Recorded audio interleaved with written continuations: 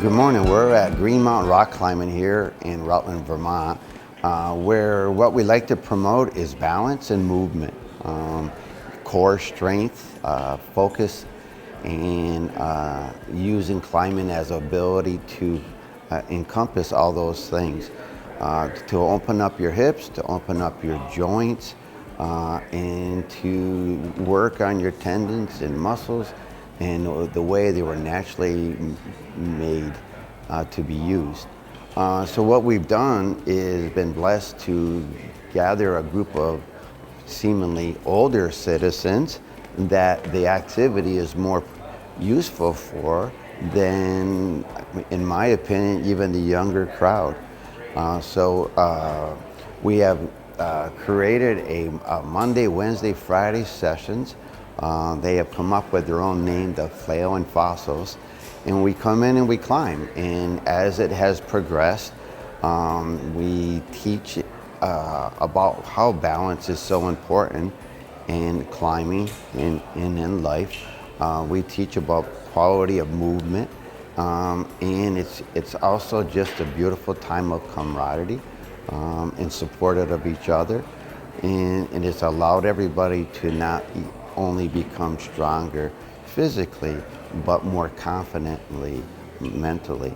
And so it's an amazing sport and activity that I feel blessed to be able to share. Hi, I'm Candy, and I first started climbing with this group about 2 years ago. And my goal and my objective was to become a stronger hiker because I do love to hike. And what I've realized coming forward with all of these wonderful fellow flailers in this gym is that there's a lot more than that going on. I am developing a good sense of body awareness. My balance is better. My foot placement is really good. My strength is good. The mind-body connection is really amazing with this practice because sometimes your body is ahead of where your mind thinks it is. Sometimes you're going up a climb and you think, I can't possibly do this. And then you try to go for it and you can because you have conditioned your body enough to get to that next hold or to get to that next foot placement. That's one thing. Another thing is that sometimes you get to a point on a climb where you're scared. I mean, I've been frozen with fear on this wall right here a couple of times. And Steve came by and he said, "What are you afraid of?" And I'm like, "I'm afraid of falling." He goes, "So just fall, just fall." So I did, and I didn't fall far because my partner had me. And then I got back on, and then I had the confidence to go further on the climb. Sometimes it takes us months to complete a climb correctly without mistakes. That's called a clean climb. And many of us have our project climbs that we've been working on for a long period of time.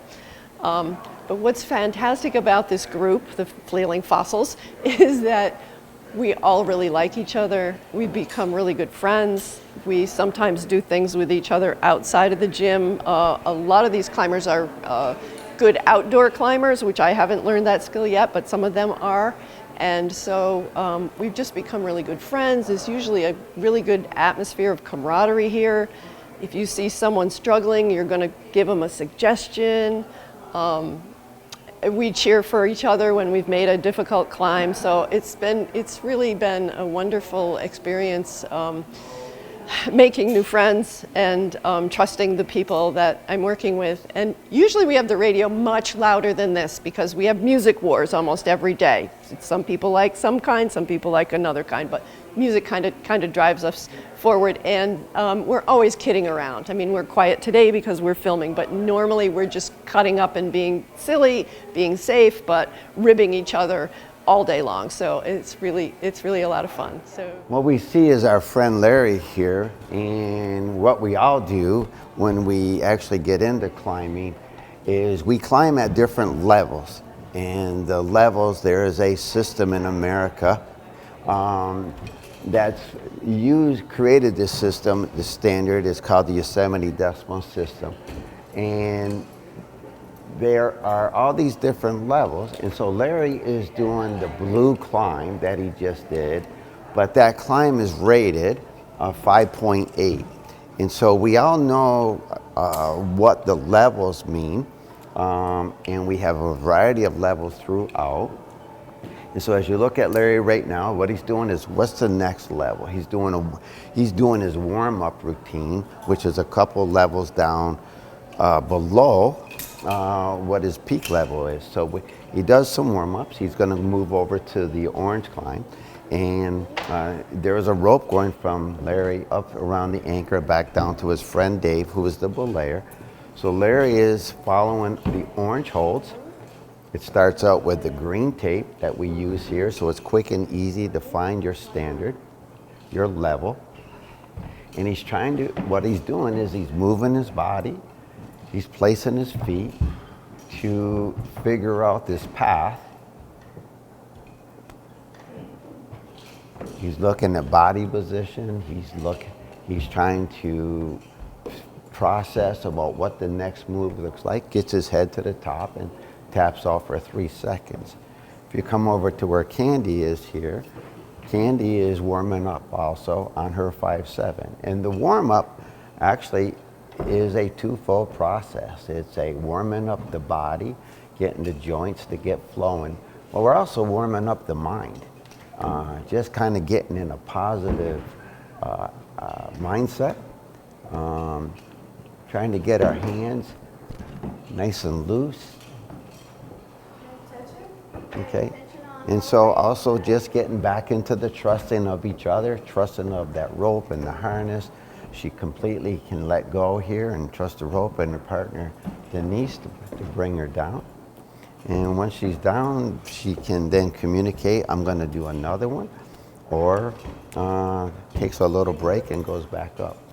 It's very much a mixture of anaerobic and aerobic activity, all within a short period of time. All right, so now we have Susan, and she's already into her warm-up climb, so this is now her advanced warm-up. And what she's doing is and with her advanced warm-up, now the muscles are starting to flow, but she's trying to really look at placement. So it's just being really precise, very smooth, slowing everything down, being quite in the moment, and moving her body. And what she feels really confident is she can fall. She can fall because the rope is attached to her harness that goes up through the anchor and comes down to what we call the belayer. Jennifer, in this case, is her belayer, and she is holding the rope just gentle enough so that if Susan does fall, she only goes a couple inches. She's at the top. She communicates to her belayer, and her belayer lowers her down in a safe and controlled, both emotionally and physically manner. And Dave is going to attach the rope to his harness using a knot that we are pretty popular in the climbing world called a retrace figure 8. Actually has 4 different names, all meaning the same thing. But he attaches this knot to himself. He checks his harness one more time. He checks the knot. His partner comes over, checks the knot, checks the harness. Dave then looks at his partner, looks to make sure the carabiner's locked, and they have a communication system. So the rope goes from Dave up through the anchors again, back down to Larry. This is one form of climbing called top rope. Dave is picking out his rope, getting his plan. Picking out his route, got his plan. He's going to try to solve the problem. So it's a physical and mental challenge at the same time. And the ability to keep yourself calm, keep your heart rate low, place those feet, set your body, and move. So he's made it to the top, communicates, his partner lowers him down. Okay, you can see what Denise is working on is staying in true balance, straight up and down because of the way the wall is. So she's just trying to keep her balance, look for her footwork, place her foot, and move up instead of pull up. And it looks like they're pulling, but they're stepping up. And we really work on movement. Really work on movement. So she's made it to the top, okay, and she taps out, they communicate, she trusts her partner, and she gets lowered down. So there are different levels. We all climb at our level. We're not competing against each other. We're competing, if that's appropriate word, we're just competing against ourselves. And there are many climbs at every level so that you have that opportunity to push yourself, to progress. And some days you just want to work on movement.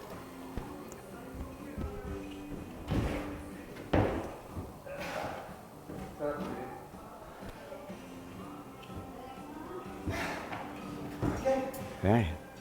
So Dave was willing to push really hard. Now that he's really thoroughly warmed up, he pushed really hard, and that was a 511. Yeah. So what we look at in the climbing world is we have created a way to communicate from one climber to another using a scale. And we have adopted the scale from the hiking world that John Muir created back in the 1890s. And in the hiking world, they created this conversation where one hiker could tell another hiker how difficult the climb was based on the 5 levels. The 5th level was the hardest, and you thought that you should have a rope with you, according to John Muir. So in the 70s, climbers took that class 5 of hiking with a rope and added a second number. Our second number is in relationship mostly to the balance needed to achieve the climb. So if you look at Denise, she's trying to find her balance points. She's doing a 5.8. So all American number classifications start with a 5, and the second number, the higher it is, the more balance that is needed. So it's not about how many pull-ups you can do, and how big your muscles are. It's about how good is your balance, how good is your movement, how good is your focus, and then everything else just progresses from there. Okay, so I started climbing, outdoor climbing, in earnest really about 10 years ago, and really didn't do any of this kind of climbing. And I really enjoy outdoor climbing because it offers you the chance to interact with nature and to do longer climbs.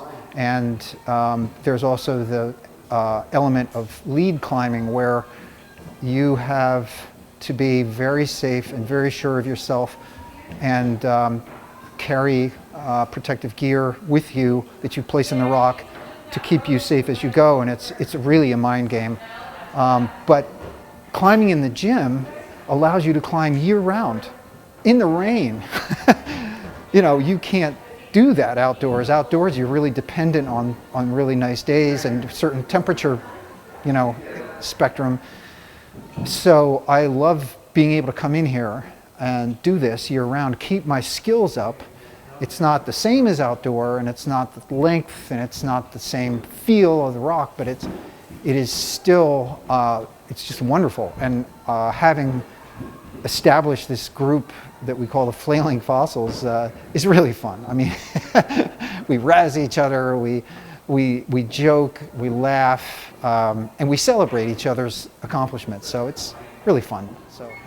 So climbing again is about balance, and climbing is a sport, and what makes it a sport is the ability to follow a discipline, to accomplish a discipline.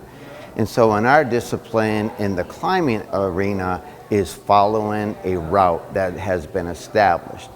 And to make that route a communicative thing, in other words, for one climber to tell another climber what that difficulty or non-difficulty is, climbers have come up with what's called in America the Yosemite Decimal System. And the Yosemite Decimal System is essentially a 2-number system. The first number in America is 5. That 5 has come from the hiking class world created by John Muir in the late 1800s. And then in the 60s and 70s, climbers added a second number. The second number is a relationship of balance needed to achieve the climb. Now, there are other subtle variables that we put in there, but ultimately it's how much balance is needed to achieve the climb. So way back when it was 5.0 to 5.7, and as equipment has evolved, as athleticism has evolved, as popularity of climbing has evolved, we are now way up into the Olympics where 5.15C is the hardest climb in the world, maybe even a 515D as I'm talking. And so as you go to indoor climbing or outdoor climbing, it's the standards. The foundation of the standard is the same. It is a subjective thing, how that climb gets its rating. But when you go inside, you have more flexibility of finding your level because there's just more of them versus if you go to a cliff, you have to do what the cliff says and move around a lot. So indoor climbing is really flourishing because 2 or 3 people of different levels can all climb together. When it's their time, they climb their level, understanding their levels or establishing that. And you're not against each other, you're just trying to achieve your climb. And so what we've done at this gym to make it easier to find your levels is I've created a color code system. And over here at our chart, I have taken the 5 series. We've started at our lowest level is 5.5. For our elementary school league, we actually do have a 5.4 and a 5.3 where we just adjust on things a little bit. But if you look at the chart, the white tape is 5.5, and then there are a series of names. Those are names attached to the climbs, 5.6, 5.7, and so on. And what we've done for ease of finding the climb is using the 5.7 as an example, we have said that that's the blue tape, okay? So then what you do as you walk around the gym, if that's your level, you look for a blue tape start holds of a climb. In this case, we have a red tape climb, and so if you go back to the chart, that's a 5.6. And in this case, it just happens that the red tape is attached to the red holds. Therefore, you can only use the red holds climbing to the top. There's your standard, there's your route, there's your challenge, figuring out how to make your body and mind work together using balance to achieve that. And as the ratings go higher, then you incorporate more of the mind, more of the balance, more of, and essentially you do have strength, but that strength comes from your core, that strength comes from your legs, and then eventually from your hands. And what we have here is a 5.6 red tape on the blue holds, so you would do blue holds to the top. We have another 5.7 on our green holds, that means following the green holds to the top. Here is a 5.8 red hold, but it actually comes around in a little bit more creative work. And so what happens with the ratings is your 5.5 is getting used to following a path. A 5.6 then is used to following the path, but now the holds may be turned a little bit, so you got to place your feet a little bit. You got to start working that balance. 5.7, now what happens is the holds are good, but you have to work with the holds versus forcing the holds to do what you want. And then 5.8 is really starting to work the body and figure out where the route goes. And it just progresses from there.